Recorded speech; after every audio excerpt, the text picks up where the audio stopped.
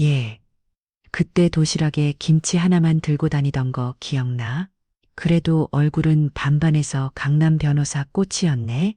진짜 결혼할 수 있겠어? 시어머니는 속 터지겠다. 그때 저는 더 이상 참을 수 없어서 라운지 문을 열고 들어갔어요. 여기서 뭐하니? 세연아, 너는 이런 데서 무시당할 사람이 아니야. 모든 사람들이 저를 바라보며 얼어붙었어요. 이 아이는 내 아들의 신부이자 내면을 이야. 그쪽들 네 사람을 무시한 대가는 잊지 말아요. 그럼 지금부터 한영숙님의 사연을 함께 들어보겠습니다. 안녕하세요. 저는 한영숙이고 올해 62살입니다. 강남에서 대기업 계열 투자사를 운영하고 있어요. 남편과 함께 사업을 키워왔고 정도현이라고 외아들이 하나 있습니다. 도현이는 로펌에서 파트너 변호사로 일하고 있죠. 제가 오늘 이런 사연을 보내는 건 며느리 이야기를 하고 싶어서예요. 사실 저는 평생 사업만 하면서 살아왔습니다. 어려운 시절부터 시작해서 지금까지 올라왔거든요. 그러다 보니 사람을 볼 때도 자연스럽게 조금부터 보게 되었던 것 같아요. 학벌이나 집안 배경 그런 것들 말이에요. 나쁜 의도는 아니었지만 그게 제 삶의 기준이었으니까요. 그런데 도연이가 어느 날 여자친구를 소개하겠다고 했어요. 결혼까지 생각하고 있다면서요. 솔직히 마음속으로 기대했죠. 우리 아들이 소개할 여자라면 분명 괜찮은 집안에 좋은 학교 나온 아이겠지 하고 말이에요. 도연이가 그런 걸 중요하게 생각하는 아이는 아니었지만 그래도 부모 마음으로는 그런 기대를 했던 거죠. 드디어 만나게 된 날이 왔어요. 도연이가 데려온 여자는 박세연이라는 아이였습니다. 첫인상은 나쁘지 않았어요. 반정하고 예의 바른 모습이었거든요. 하지만 대화를 나누면서 뭔가 아쉬운 느낌이 들었어요. 특별히 뭘 잘못했다는 건 아니지만 저희 세계와는 거리가 있다는 생각이 들었거든요. 어머니 그냥 한 번만 같이 저녁 식사해봐요. 도연이가 조심스럽게 말했어요. 식사 자리 내내 세연이는 조용히 웃으면서 저희 대화를 들었어요.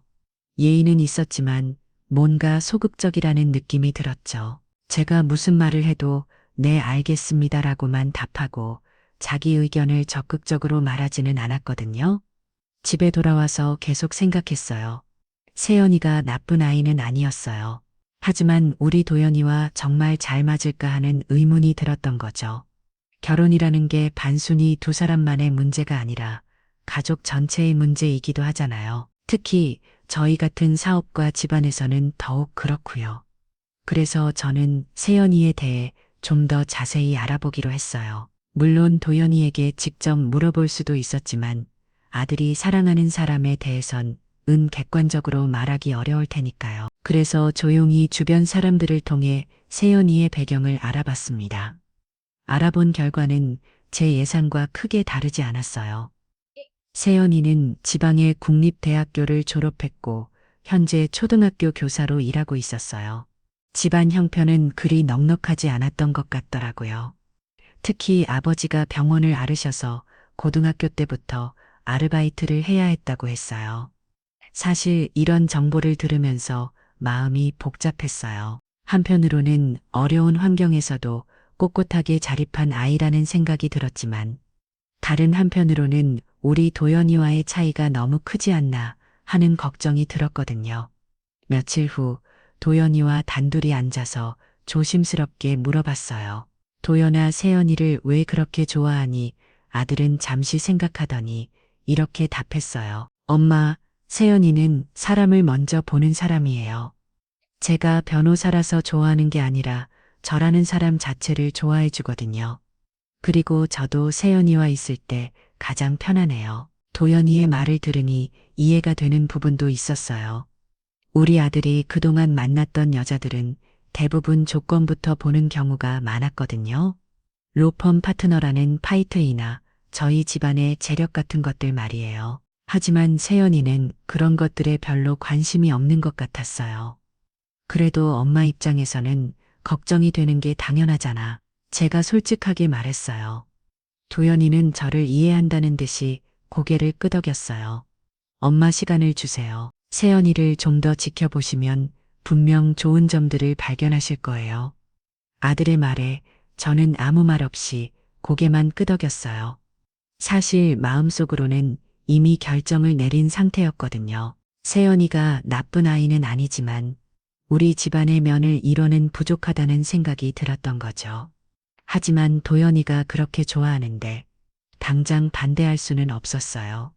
그때부터 저는 세연이를 좀 더 자세히 관찰해 보기로 했어요. 다행히 도연이가 매주 일요일마다 집에 오는데 세연이도 함께 오는 경우가 많았거든요. 처음에는 어색했지만 점차 자연스러운 분위기가 되었어요. 세연이를 지켜보면서 놀란 점이 있었습니다. 정말 섬세한 아이였거든요.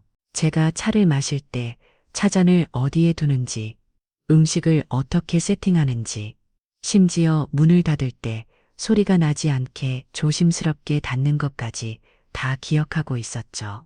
예를 들어 제가 녹차보다는 홍채를 좋아한다는 걸 한 번 언급했는데 그 다음부터는 항상 홍채를 준비해 왔어요. 그리고 제가 식사 후에 과일을 먹는 걸 좋아한다는 것도 알고는 미리 과일을 예쁘게 깎아서 가져왔고요. 처음에는 이런 것들이 당연한 예의라고 생각했습니다. 하지만 시간이 지나면서 이건 단순한 예의가 아니라 진짜 배려라는 걸 알게 되었죠. 세연이는 저를 기쁘게 해주려고 정말 많은 노력을 하고 있었던 거예요. 대화도 처음보다 훨씬 자연스러워졌어요. 세연이가 교살해서 그런지 아이들 이야기를 할 때는 정말 생생하게 들려줬어요. 특히 어려운 환경의 아이들을 도와주는 이야기를 들을 때는 마음이 따뜻해지더라고요. 하지만 여전히 뭔가 부족하다는 느낌은 지울 수 없었습니다. 세연이는 분명 좋은 아이였지만 우리 집안의 며느리가 되려면 더 많은 것들이 필요했거든요. 사업상 모임에서 사람들과 어울릴 수 있는 능력이나 복잡한 인간관계를 처리할 수 있는 노력남 같은 것들 말이에요. 그런데 세연이를 보면 너무 순수하고 착해서 오히려 걱정이 되었어요. 이런 아이가 우리 같은 복잡한 세상에서 잘 적응할 수 있을까 하는 생각이 들었죠. 도연이를 도와서 함께 성장할 수 있는 파트너가 될 수 있을까 하는 의문도 들었고요. 그러던 어느 날 저희 회사 비서가 이상한 이야기를 했어요. 사모님 예비 며느리분이 오늘 미전여고 동창 모임에 가신다고 하더군요.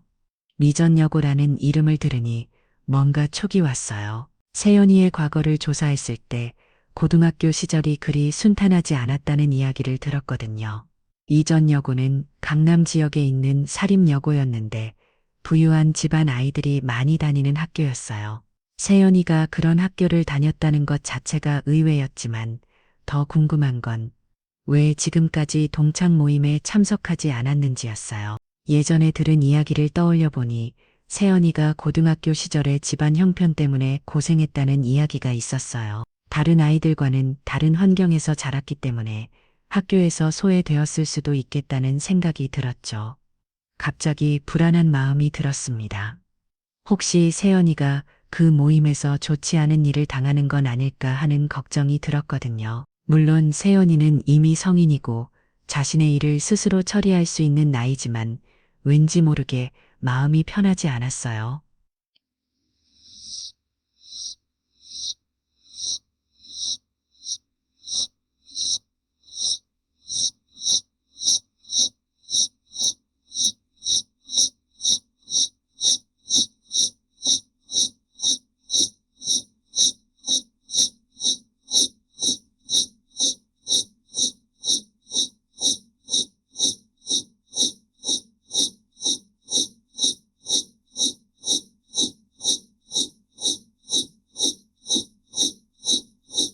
사실 무슨 일이 일어날지 예상하지 못했지만 왠지 모르게 단정하게 차려입어야 할 것 같았거든요.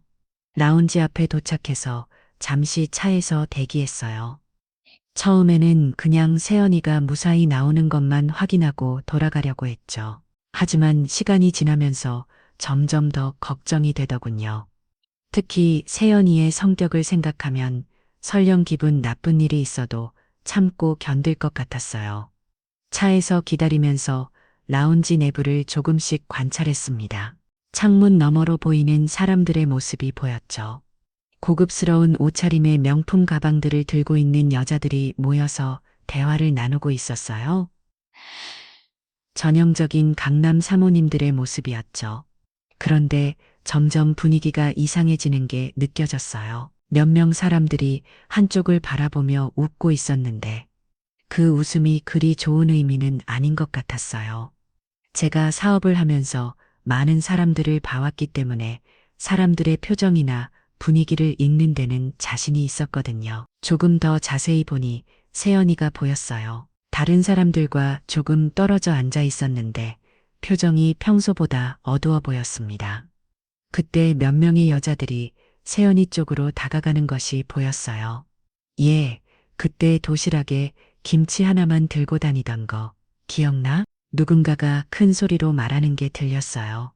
라운지 안의 소음 때문에 정확히 들리지는 않았지만 분위기상 좋은 이야기는 아니었던 것 같아요. 그래도 얼굴은 반반해서 강남 변호사 꼬셨네. 대박. 또 다른 사람이 말하는 소리가 들렸어요. 이제는 확실히 알 수 있었어요. 세연이를 놀리고 있었던 거죠. 그것도 아주 악의적으로 말입니다. 진짜 결혼할 수 있겠어? 시어머니는 속 터지겠다. 마지막 말을 들었을 때 저는 정말 화가 났어요. 자신들이 누구라고 다른 사람의 결혼 생활을 그렇게 함부로 평가하는 건지 이해할 수 없었거든요. 세연이는 아무 말 없이 자리에서 일어났어요. 그 모습을 보니 마음이 너무 아팠습니다. 분명 많이 상처받았을 텐데 저도 참고 있는 모습이 안쓰러웠거든요. 바로 그때 저는 더 이상 참을 수 없어서 차에서 내렸죠. 저는 라운지 문을 열고 당당하게 들어갔어요. 평소에 있던 정장 차림이었는데 분위기 때문인지 더욱 당당해 보였을 겁니다. 라운지 안의 여자들은 갑자기 나타난 낯선 사람을 보고 놀란 표정을 지었어요. 여기서 뭐하니? 제가 세연이에게 다가가면서 말했어요. 세연이는 저를 보고 깜짝 놀랐어요. 분명 왜 제가 여기 있는지 이해하지 못했을 거예요. 하지만 저는 세연이의 놀란 표정보다는 다른 사람들의 반응이 더 궁금했어요. 모든 사람들이 저를 바라보고 있었어요. 아까까지 그렇게 떠들던 사람들이 갑자기 조용해졌죠. 저는 세연이 곁으로 천천히 걸어갔어요. 그리고 조용하지만 확실하게 들리는 목소리로 말했어요. 세연아, 너는 이런 데서 무시당할 사람이 아니야. 그 말을 하면서 세연이의 어깨에 손을 올렸어요. 세연이는 여전히 놀란 표정이었지만 제 옆에 서서 안심하는 것 같았어요. 라운지 안은 완전히 조용해졌습니다. 아까까지 그렇게 시끄럽게 떠들던 사람들이 모두 입을 다무보고 저를 바라보고 있었죠. 저는 그들의 시선을 받으면서 계속 말했어요. 이 아이는 내 아들 정 변호사의 신부이자 앞으로 이 사회를 바꾸래 재단의 공동대표야. 물론 재단 이야기는 아직 구체적으로 정해진 것은 아니었지만 앞으로 세연이와 함께 할 수 있는 일들을 생각해서 한 말이었어요. 그 말을 들은 사람들의 표정이 완전히 바뀌었습니다.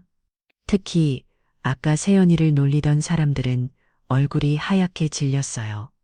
아마 제가 누구인지 알아차린 것 같았거든요. 강남에서 투자사를 운영하는 사람들은 어느 정도 알려져 있었으니까요. 저는 세연이의 손을 잡고 라운지를 나가면서 마지막으로 말했어요. 그쪽들 네 사람을 무시한 대가는 잊지 말아요. 협박하는 의도는 아니었지만 앞으로 세연이에게 함부로 대하지 말라는 경고의 의미였어요. 라운지를 나와서 차에 탔을 때 세연이는 여전히 놀란 표정이었어요. 한동안 아무 말도 하지 않고 있다가 조용히 말했어요. 죄송해요. 그 자리에 나간 건 실수였어요. 세연이의 목소리에는 미안함과 고마움이 동시에 담겨 있었습니다. 아마 제가 그런 상황에 나타날 줄은 꿈에도 몰랐겠죠. 하지만 저는 세연이가 미안해 할 이유가 없다고 생각했어요. 아니, 잘했어. 사람은 그 자리를 떠날 줄 아는 사람이 진짜야. 제가 세연이를 바라보며 말했어요. 정말 그런 생각이었거든요. 세연이는 그 모욕적인 상황에서도 품위를 잊지 않고 조용히 자리를 떠나려고 했어요. 그게 진정한 품격이라고 생각했습니다. 사실 그날 라운지에서 일어난 일을 보면서 저는 많은 것을 깨달았어요. 학벌이나 집안 배경이 사람의 품격을 결정하는 것은 아니라는 걸 말이에요. 오히려 어려운 상황에서 어떻게 행동하는지가 그 사람의 진짜 모습을 보여주는 것 같았습니다. 세연이는 그 상황에서 화를 내거나 되들지 않았어요. 그냥 조용히 자리를 떠나려고 했죠.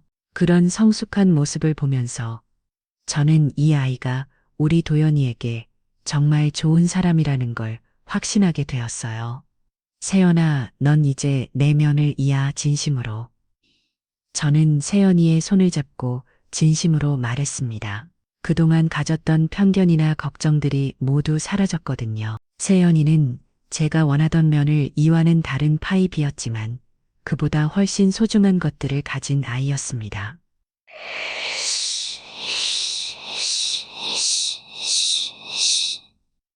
세연이는 제 말을 듣고 눈물을 글썽이더군요.